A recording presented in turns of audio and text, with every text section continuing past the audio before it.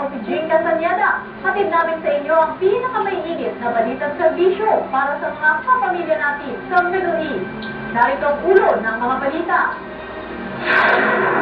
Ilang miyembro ng migrante sa Saudi nagpakalbo bilang protesta sa umano'y patuloy na pagpapanulang sa OFW.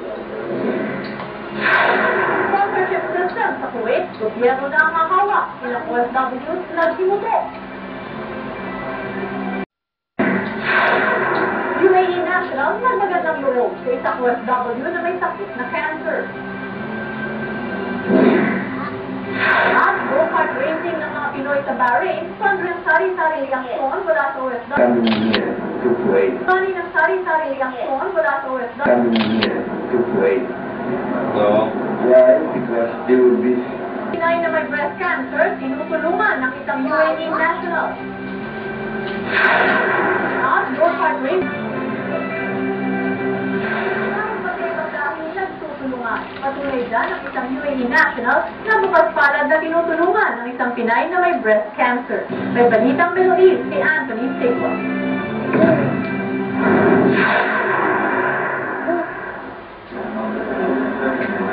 Siya si Socorro de los Santos, si Wani, 53 years old at tubong Davao. 10 taon na sa kanyang employer bilang optometrist. Sa ginawang annual ultrasound noong February 2010, lumabas sa resulta na meron siyang breast cancer.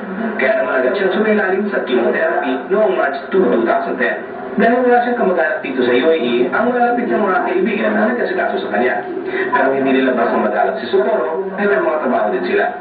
May abutan ng isang malapit niyang kaibigan na si Bertelaton na ipaalam sa kanyang amo na isang UAE national ang sitwasyon ni Socorro. Natuwa si Delaton na kamustahin ng amo niya ang lagay ni Socorro. Hindi nagtagal at mismong amo niya ang dumalaw at nagbigay ng tulong sa Socorro. Paalam ko na sa amo ko na pwede imawan na siya. May problema sa amin ko nagpapasalamat talaga ako sa Diyos na napuntahan ko mabugal sa pamilya. Ikinalungkot ni Socorro, makalipas ang 2 araw na kanyang gamutan, agad siyang pinapasok ng kanyang employer. Sinubukan niyang humingi ng tulong, ngunit wala itong nakuhang sagot. Bagkus, ibinawas pa ang 2 araw na hindi niya pagpasok. Nang mapanood niya ang nakaraang episode sa Balitang Middle East, ang Christian community sa Al-Ain, minabuti niya na kumonsulta at humingi ng spiritual guidance. Bago siya sumilalim sa kanilang operasyon. Agad naman tumugon ang pastor ng nasabing Christian community. Nagpapasalamat ko sa tawang hospital sa akin na una sa Diyos.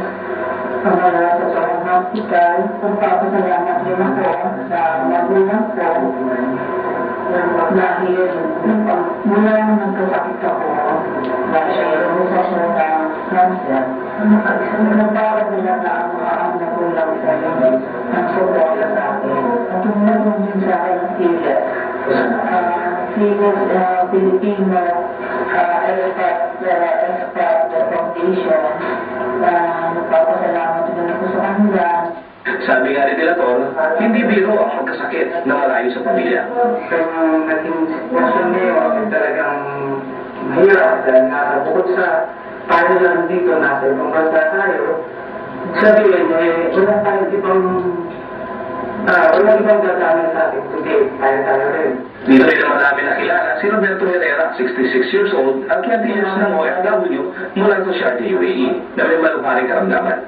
Ako si Roberto Herrera, na ngayon nakakumpare sa Kalawang Hospital.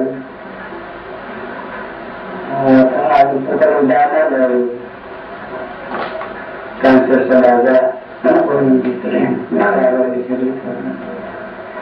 Kaya yun ang sumusupport sa akin. Kulang na dahil na wala na. Unang masuk sa ospital halos nangungutang sa kami. Sabi ko, matulungan niyo ko. Siyempre, walang talagang Inilok niya ang mga lulong sa paninigarilyo na itigil habang maaga pa ang bisyo para hindi ito matulad sa sinapit niya. Panawagan nilang dalawa ni Socorro na sumasailalim sa gamutan, gawing makabuluhan na pananatili sa bansa ating kinalalagyan, huwag abusuhin ang katawan, huwag idaan ang alak sa problema o gawing pasta ng pag-inom. Umaliin ang pag-ehersisyo at itigil ang paninigarilyo. Nagbabalita sa Middle East, Anthony Segua, Al-Ain, UAE.